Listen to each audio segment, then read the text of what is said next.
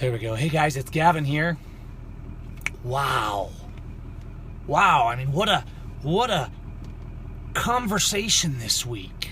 So things are just exploding in emotions and in everything that's going on. So let's talk about it. Let's talk about informants.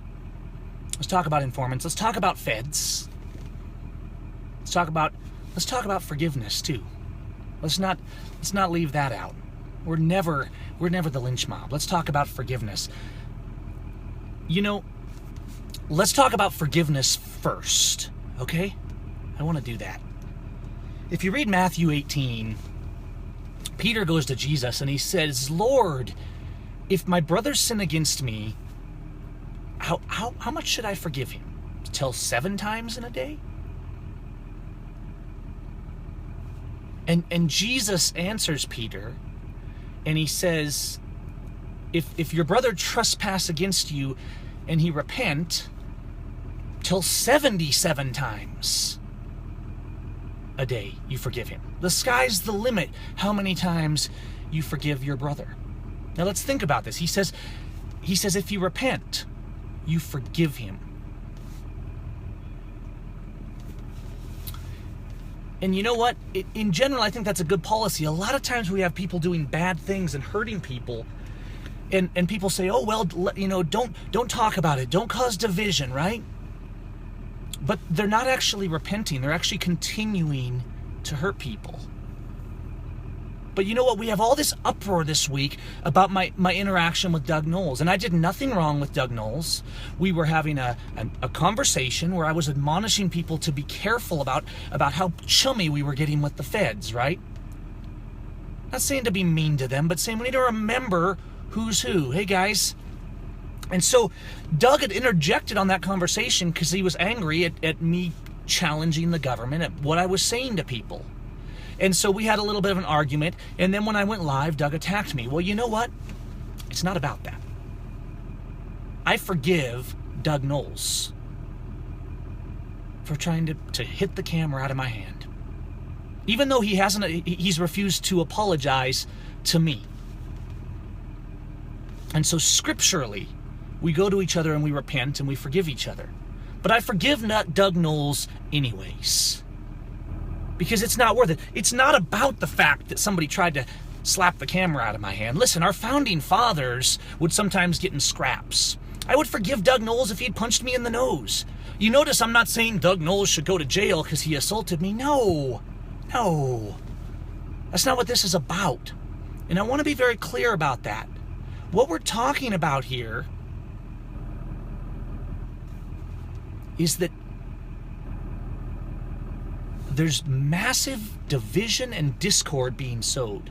There is no question in my mind by the level of response over an argument, okay, in Nevada, the level of negativity to me, hey Lindsay, hey Josh, the level of attacks coming from me showing up in Vegas for a few days and saying, wow, things are not right, shows that there is some serious federal undercover work going on there. They are trying to undermine, they're trying to glean information, and I am warning you. Look, we have informants out there that are known, right? We've seen this before. And we've seen this pattern of behavior, right? What's happening, guys? What's happening? Somebody speaks out. We saw it with Kelly in Oregon, right? We saw it with Sarah Redbuck. They find a chink, they try and widen that gap, and they try and attack us. And pretty soon, all these people are attacking us. In the case of me and Doug, it wasn't just a verbal attack, it was a physical attack. But I wasn't hurt.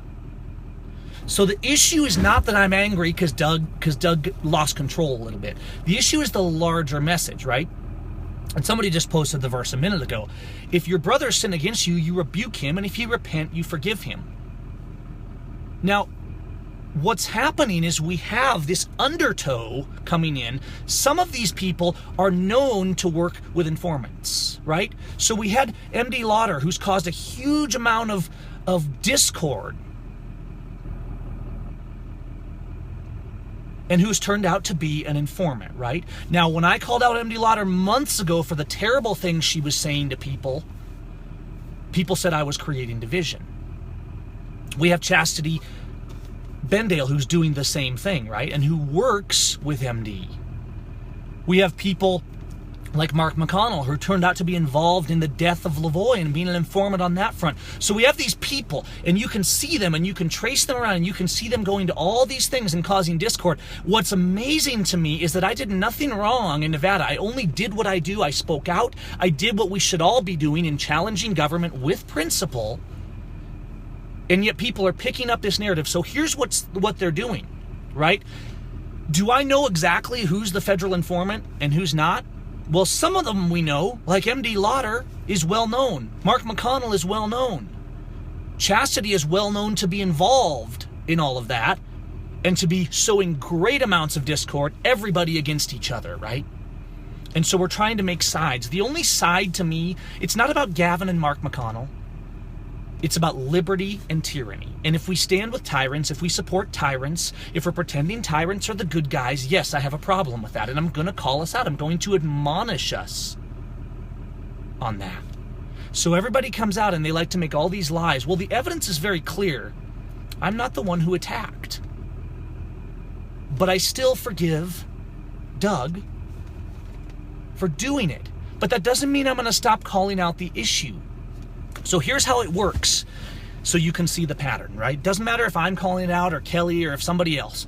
The person that gets in there and says, wait a minute, this isn't right. And then a group of people come and start attacking. Guys, we're dreaming if you think the feds aren't involved in this discord going down in Vegas. They're down there whispering in the ears of people. Now, is Doug Knowles the Fed?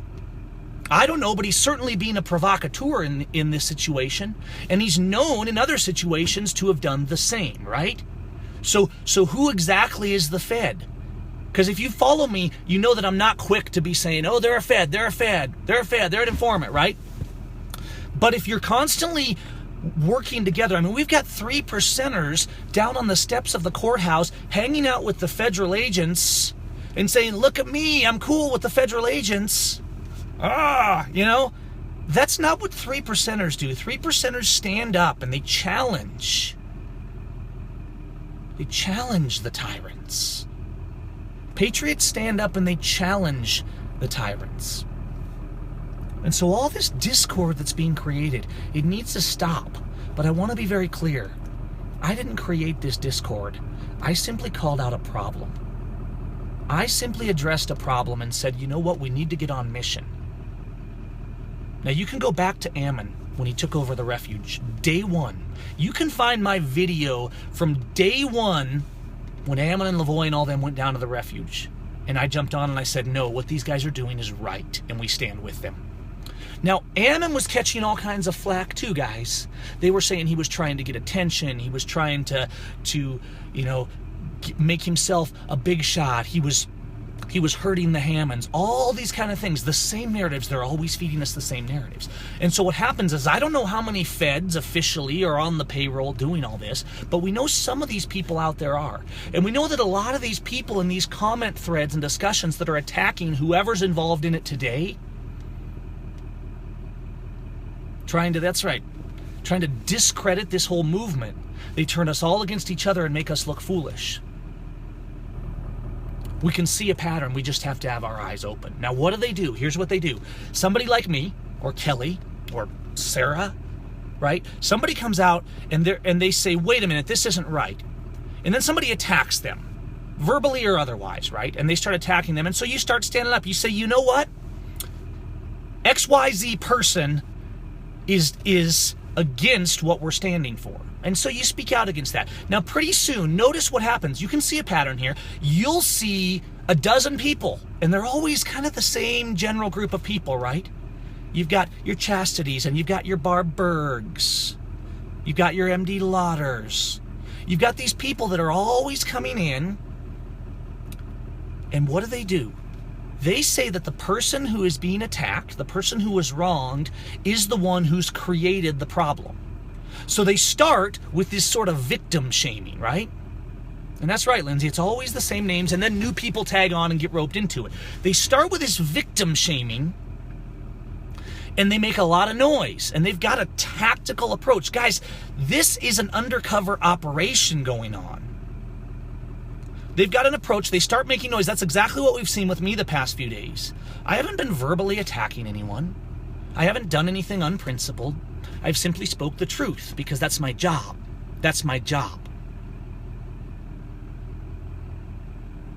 It's not about the fact that somebody tried to knock a phone out of my hand. That's not the first time that's happened. I'm not going to hold a vendetta over that. What I want is people to stop compromising the message and saying, we need to get along with the enemy. They're the good guys, right? We can love the enemy. We don't have to hate them. We don't have to throw tomatoes at them, but we need the enemy to know that what they're doing is not okay.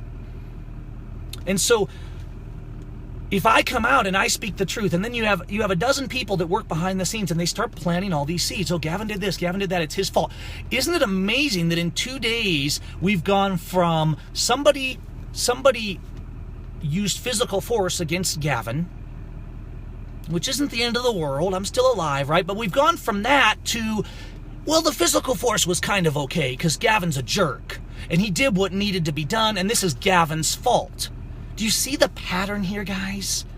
It's the same thing. They did it with the ladies in Oregon that were doing the most. It's always the attack, right? They started doing this attack on Josh Martinez. And you have people that are working for the feds, that are planting seeds, that are whispering in ears, that are taking the best of us and poisoning our hearts. So yes, we should forgive. And I've said for ages, guys, when this all comes down, when these traitors that have attacked us and these officers that have killed our family members, when it all comes down, we need to be forgiving, not a lynch mob. But go back to Matthew 18, read the whole chapter. Because Jesus gives a parable about it. He talks about the king who the ruler, and a man owed him a great amount of money, and the man came and said, I can't pay this, please forgive me. And he had compassion, and he forgave the debt. And then that same man went out, and he began to abuse his servants, and to abuse people that owed him money. And the Lord called him back, and he said, when you owed me, I forgave you. And then you went out, and you started doing the abuse that you had pled for forgiveness for. You started abusing others for the same thing. And he said, bind this man in chains until he is paid every farthing. See, the love and compassion and forgiveness doesn't mean you don't deal with the issues. It doesn't mean we don't resist. Guys, go back and look at the videos of Ammon talking to the FBI, of Lavoie speaking out. This wasn't passive. Oh yeah, you guys are great guys, right? There was kindness and compassion in it. But what I do, and people say, look, Gavin comes into town for a few days and he stirs up all this trouble. Do you know why things happen so fast when I come into town? Because there's no time to waste. Guys, I've been fighting this fight for years. People like Ammon have been fighting this fight for years. There's no time to waste with tea and crumpets and pretending that those attacking us are the good guys. We've got to call them out with principle. And when people are undermining the message, and that's what's happening on the ground in Vegas, in the name of saying it's Gavin's fault, he did this, he caused this discord. No, Gavin just said something's wrong here. The message is being undermined. Ammon's message, Lavoie's message, Ryan's message, the message of the Bundy family. And so you can demonize me, but you know it's true. And you can go back and you can look at this whole week, which I think is really productive because it's challenged us to open our eyes. But at the same time, we need to be forgiving. We need to get it back together. We see people like Josh Martinez being principled down there, getting the message out. We see Shauna Cox down there waving those signs. We need to support the suffering and stop attacking people who speak the truth. Maybe you think I speak the truth a little too furiously. Well, you know what? We're out of time. We're out of time. They're suffering today, guys. Hundreds of thousands of people are P3s the natives, the private property owners, the Jeff Winehouses, the Hammonds, the Schaefer Coxes. The list goes on and on and on. Thank you, guys. Thank you. So listen, we need unity. I've preached unity all along. But unity doesn't mean you don't speak out against those who are doing wrong. That's not unity. That's division with character and principle and fiber and courage. To bring unity and liberty, you admonish those who are standing up for wrong. You stop hating. You stop compromising because it's easy. We see this message, the message of let's not call anybody out. Let's not say anything publicly. Let's not stand with the people who are being falsely accused, right?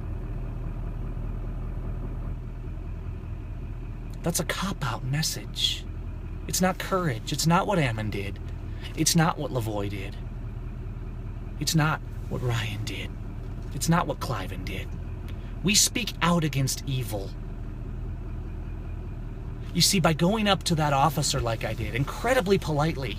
I mean, I can be pretty bold sometimes, but I had a very polite conversation. Think that all this went back to me going down there on the street and asking a police officer questions, asking him to honor his oath. And people saying, well, that was rude because we want to be friends with him. Guys, I can't say for sure who's behind it, but that's an undermining of undercover agents. That's an undermining of this entire message to say we don't call out the bad guys. And if you're falling for that, you're falling for informants and for provocateurs and for feds. You'll notice that the people that are attacking those who speak up, they're never doing it with facts. They're always doing it with emotion and hyperbole. So I want you to get this out. I want you to let people know that this isn't about the fact that somebody tried to knock Gavin's camera out of his hand. I forgive Doug for that. But I'm still going to call him out if he continues to undermine the message, to be a provocateur, to cause discord, to say peace, peace, but actually be the one attacking those who are speaking boldly. And that's another pattern we see. That's why I have concerns. A pattern you will see in the provocateurs and informants and undercover feds, undercover police, not just in our movements, but in everyone, is to cause discord while saying peace, peace, and then point the finger of those who call out the provocateurs and say, look, they're causing discord. And if we open our eyes and set aside emotion, it's so obvious, it's so clear, it's so plain. To love my neighbor, including the treasonous officers standing down there at that courthouse who will not protect the Constitution and the people, who will not honor their oath and continue to allow people to be destroyed and abused and to allow judges to destroy due process in that court. I still love those officers. I love them so much that I'm going to put my life in peril. I'm going to sacrifice my time, my money, and the energy of my soul. I love those officers and the Doug Knowles and the undercover agents and the provocateurs. I love them enough to say it's wrong. We need to stand up. We need to stop being afraid. And we need to love our neighbor as ourself. That's right, Dal. Silence is consent. So let's get out there like Ammon Bundy. Let's stop pretending that any time in our history, the defenders of liberty have been silent, passive, complicit, go along to get along people.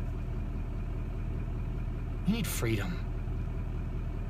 We need liberty. We need boldness. And that starts with you, and it starts with me.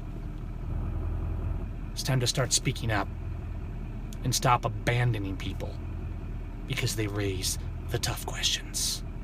As for me and my house, we will serve the Lord and we will defend the innocent. Good night, all.